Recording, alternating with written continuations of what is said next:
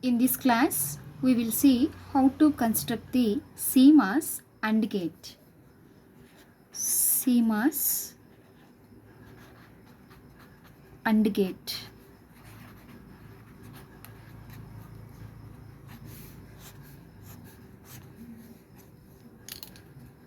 So here the given gate is AND gate. That means you have to implement always complement of the given gate. So complement of AND gate means NAND. So the equation for NAND, y is equal to AB bar. So let us see the construction of CMOS AND gate here. So for construction of AND gate, what's the conditions we have? So for AND gate, the PMOS transistors should be parallel and NMOS transistors should be series. So after implementing this AND gate, at the output of the terminal, you have to add the CMOS inverter. So let us see the implementation of AND gate now. So I am implementing y is equal to AB bar. I am taking the equation y is equal to AB bar. So that means it has the two inputs only. So number of transistors total it contains for implementation of AND gate 4. 2 PMOS transistors and 2 NMOS transistors.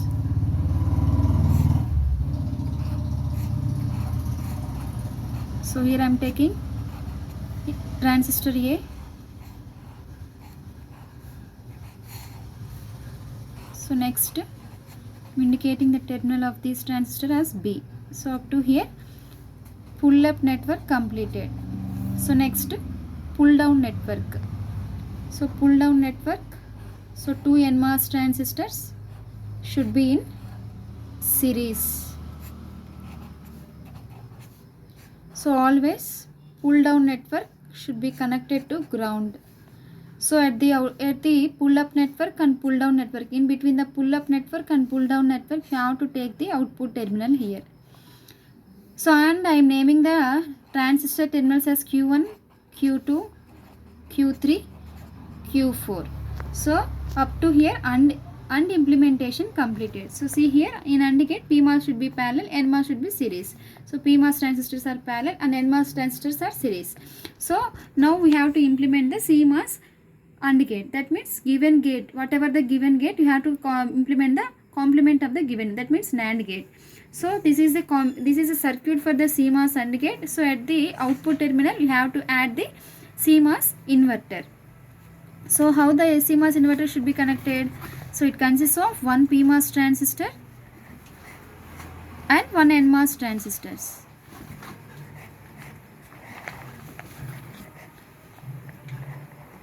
So this is plus VDD and here ground. So in between the pull up network and pull down network, you have to take the output. So this is a circuit diagram for CMOS AND gate. So let us see the functional table for this CMOS AND gate. So indicating the inputs A and B. Next to transistors Q1, Q2, Q3, Q4. And also here for CMOS inverter I am indicating Q5 and Q6. So Q5, Q6. So I am indicating output. So two input combination. So two input combination. So I am taking the inputs as 0 0, 0 1, 1 0, 1 1. So let us see the functional table of a CMOS AND gate. So first input combination A is equal to 0, B is equal to 0. So A is equal to 0, B is equal to 0. So both the transistors are on and here the NMOS transistors are off. So both the transistors are on means, so here the output is going to be 1 here. So that means here we are applying the input voltage as 1 here. So see, so Q1 transistor, Q2 transistor are on. So Q3 and Q4 off. So next here output is going to be 1 here. 1. So this 1 is applying to the CMOS inverter. So what is going to be happen here? So here the PMOS transistor is going to be, Q5 is going to be off and Q6 is, so Q5 is off and Q6 is on.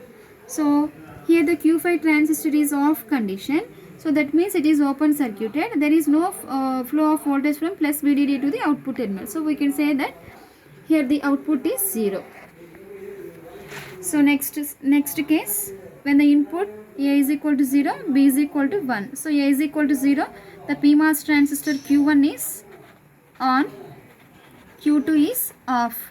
Next to Q3 transistor off and Q4 transistor on. So next, what's the condition here? 1, same condition. So Q5 is going to be off and Q6 is also on. So the output is going to be 0. So next condition, when input A is equal to 1 and B is equal to 0. So in this condition, Q1 transistor is off and Q2 transistor is on. Next Q3 transistor is on and Q4 transistor is off. So same condition, Q5 is off and Q6 is also off. The output is going to be 0. So next, see this condition.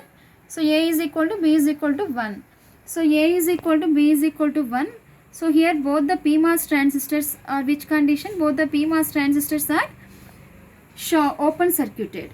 So that means we can say that here Q1 and Q2 are off. So next Q3 and Q4 are on. So here, so both are open circuited. So here both the transistors are open circuited, Q1 and Q2. There is no flow of voltage. So here the output is going to be 0 here. So 0 is applying as input to the CMOS inverter. When we apply the 0, so what's the Q5? It is going to be on and Q6 is going to be off. So on means there exists a flow of voltage from source to drain. So then we can say that output is high here. So here Q5 is going to be on and Q6 is going to be on. So output is going to be 1. So this is the functional table of the CMOS AND gate. So in the next class, we will see how to implement the CMOS NOR gate.